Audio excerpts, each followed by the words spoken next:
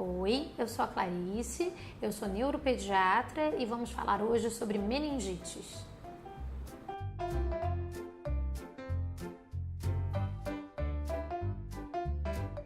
O nosso cérebro, na verdade, todo o nosso sistema nervoso, ele é recoberto por estruturas que são conhecidas como meninges. No total, nós temos 3 meninges. Essas meninges são muito importantes, essas estruturas são muito importantes para a nutrição e proteção do nosso sistema nervoso central. Toda vez que elas estão inflamadas, então nós temos as meningites.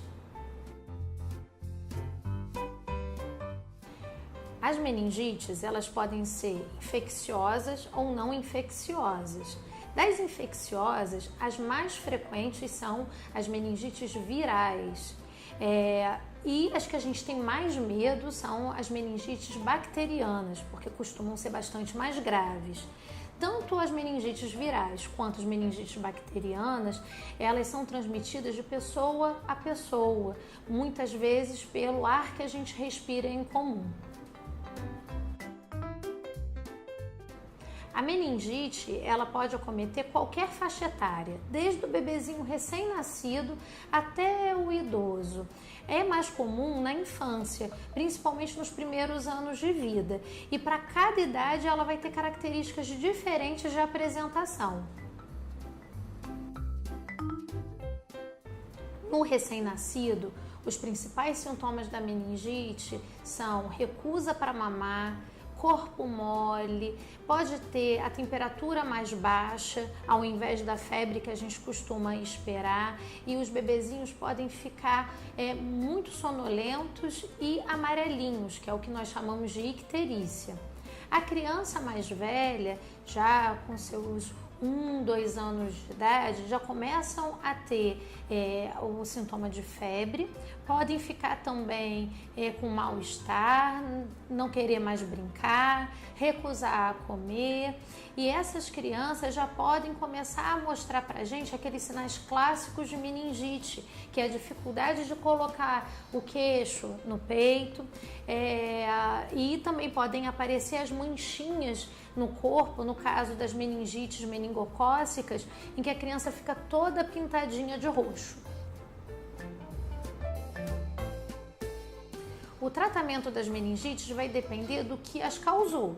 Se você tem uma meningite transmitida por vírus, então causada por vírus, essa meningite muitas vezes vai ser tratada somente com suporte, hidratação, medicamento para febre, para o mal-estar e observação.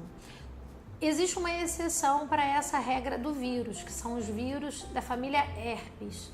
Se a criança ou o adulto tem meningite herpética, ou seja, causada pelo vírus da família herpes, essa pessoa precisa de receber também uma medicação que chama aciclovir.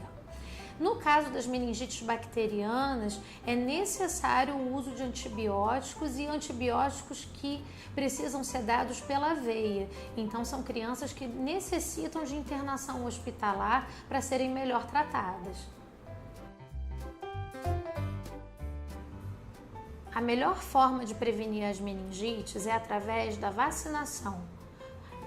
Os casos de meningite mais graves eram causados por bactérias, o meningococo, o pneumococo e o hemófilo.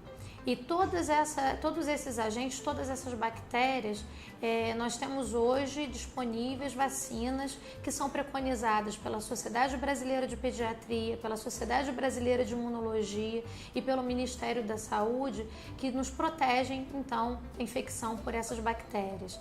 É importante dizer que existem mais de 12 sorotipos conhecidos do meningococo, e nós temos vacinação para os sorotipos mais agressivos, mas não para todos. Então, mesmo que seu filho seja vacinado, se ele tiver qualquer um dos sintomas que nós conversamos anteriormente, é importante levá-lo ao pronto-socorro para ele ser bem avaliado por um pediatra e entender se ele foi infectado por algum sorotipo que não daqueles que ele tinha a imunidade pela vacina. A criança com meningite, ela deve ser primeiramente avaliada pelo pediatra e deve ser entendido se existe ou não a necessidade de internação hospitalar. Muitas vezes a internação hospitalar ela é importante para a observação da evolução da doença, para o suporte de vida oferecido para a criança e para que deixe essa criança isolada do restante da comunidade, para que não exista transmissão para outras pessoas do convívio dessa criança. Quando é um caso de meningite viral, os cuidados gerais são os de toda infecção viral: carinho, amor, boa alimentação, repousar em casa até que a criança então se sinta melhor. Nos casos de meningite bacteriana, existe a necessidade de, além da hidratação, o uso também dos antibióticos que vão ser orientados pelo pediatra. Obrigada pela atenção de todos.